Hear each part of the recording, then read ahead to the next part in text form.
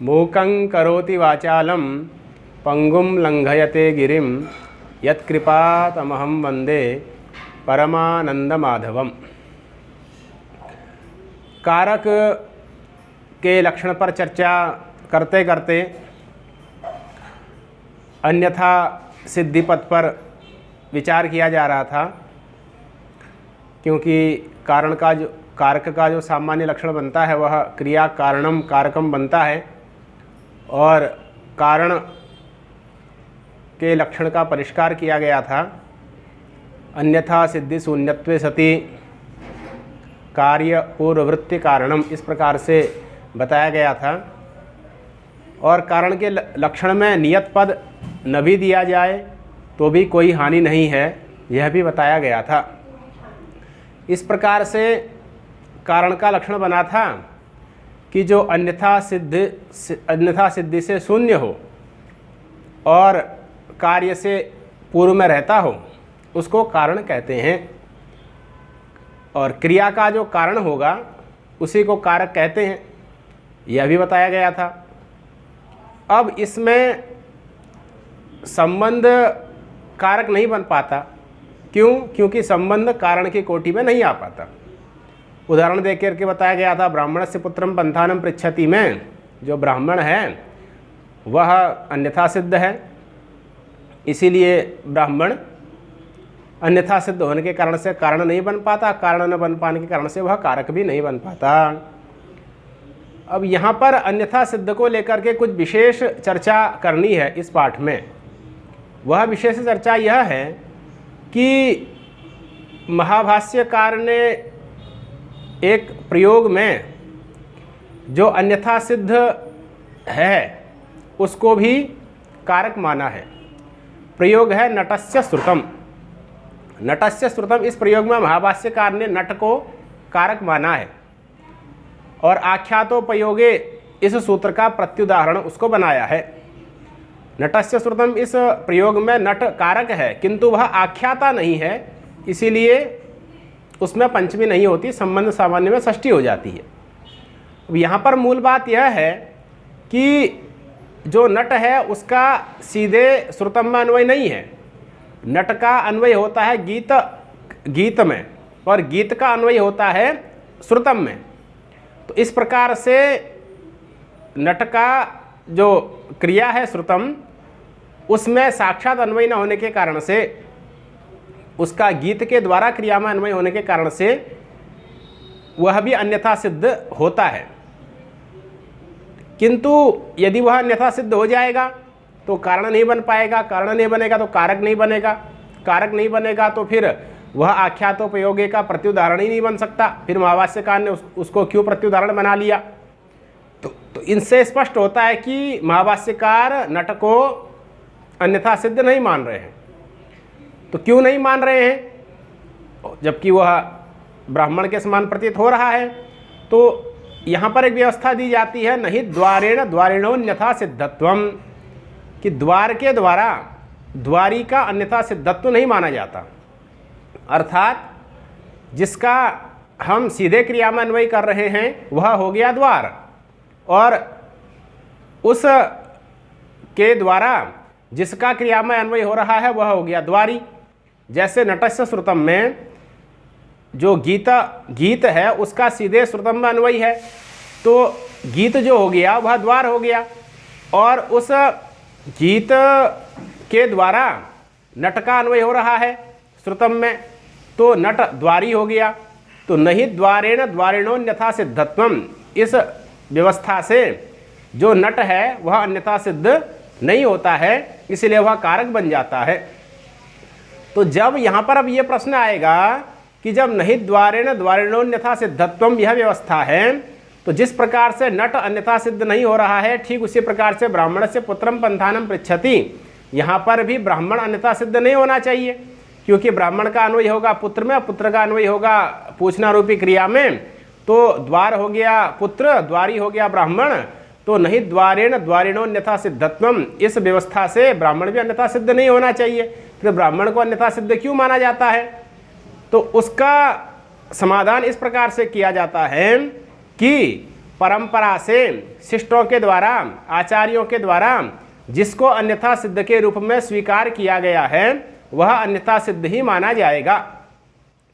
तो कौन अन्यथा सिद्ध है, कौन अन्यथा सिद्ध नहीं है, इसके लिए आचार्यों की परंपरा ही, शिष्टों का व्याख्यान ही प्रमाण होता है। अब ब्राह्मणस्य पुत्रम पंथानम पृच्छति में जो ब्राह्मण है वह सभी के द्वारा अन्यथा सिद्ध के रूप में स्वीकृत है। सभी टीकाओं में ब्राह्मण को अन्यथा सिद्ध माना गया है, किंतु नटस्य श्रुतम में नट को महाभाष्यकार अन्यथा सिद्ध नहीं मान रहे हैं, उसको वो कारक मान रहे हैं। इससे सिद्ध हुआ कि जिसको आचार्यों ने अन्यथा सिद्ध के रूप में स्वीकृत किया है वह अन्यथा सिद्ध माना जाएगा, उससे भिन्न अन्यथा सिद्ध नहीं माना जाएगा। अब ब्राह्मणस्य पुत्रम पंथानम पृच्छति में ब्राह्मण को सभी आचार्य अन्यथा सिद्ध मान रहे हैं, इसीलिए ब्राह्मण अन्यथा सिद्ध ही माना जाएगा।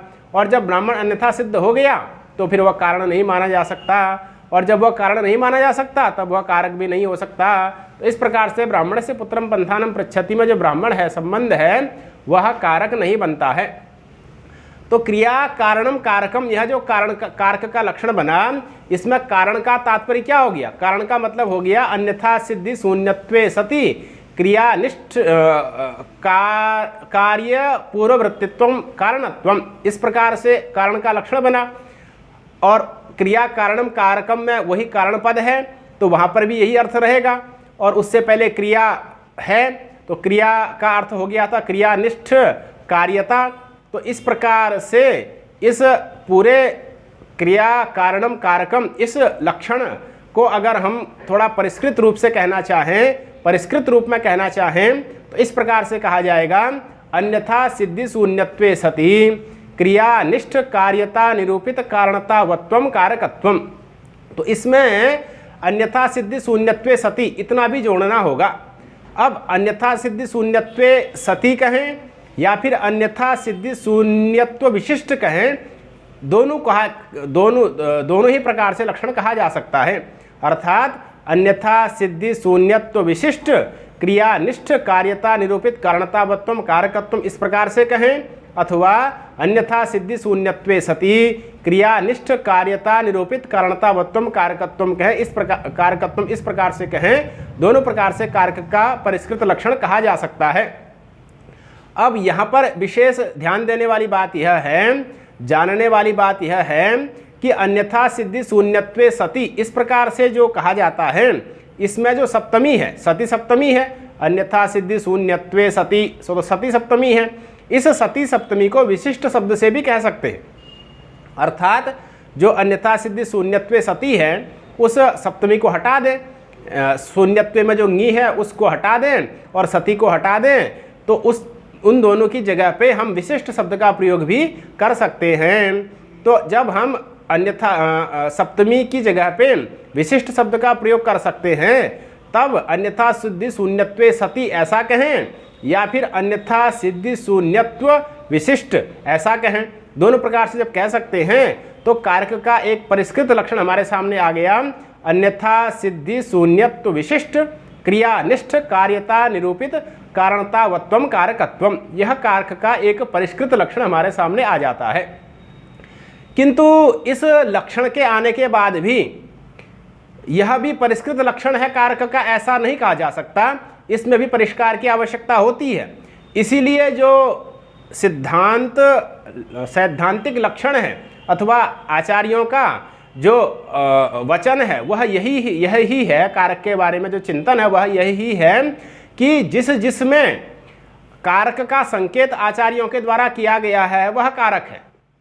अर्थात यत्र यत्र कारकस्य संकेतः तत्र तत्र कारकत्वम, आचार्यों ने जिसको कारक माना है वह कारक है। इस प्रकार से कारक का सिद्धांतभूत लक्षण जानना चाहिए, क्योंकि कारक के अनेक लक्षण प्राप्त होंगे और सभी परिष्कार सापेक्ष हैं, सभी में कुछ न कुछ न्यूनता है, सभी में कुछ न कुछ परिष्कार करना पड़ता है। तो अंततो गत्वा सैद्धांतिक रूप से क्या लक्षण कहा जाए कारक का, तो यत्र यत्र कारकस्य संकेतः, यस्मिन यस्मिन कारकस्य संकेतः तत्तत् कारकम, जिसको आचार्यों ने कारक माना है वह कारक है। जिसमें कारक का संकेत मिला है, व्यवहार हुआ है, वह कारक है। इस प्रकार से सैद्धांतिक लक्षण कारक का कहा जा सकता है।